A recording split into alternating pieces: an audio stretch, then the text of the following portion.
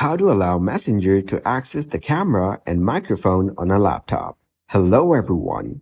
In this video, I will show you how to allow Messenger to access the camera and microphone on a laptop. Firstly, open your Google and search for the Messenger application.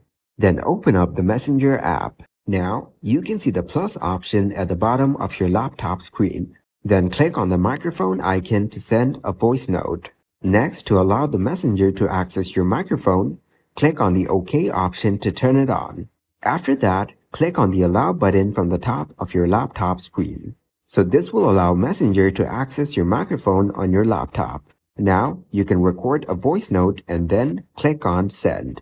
Once you're done with this, click on the gallery icon at the bottom.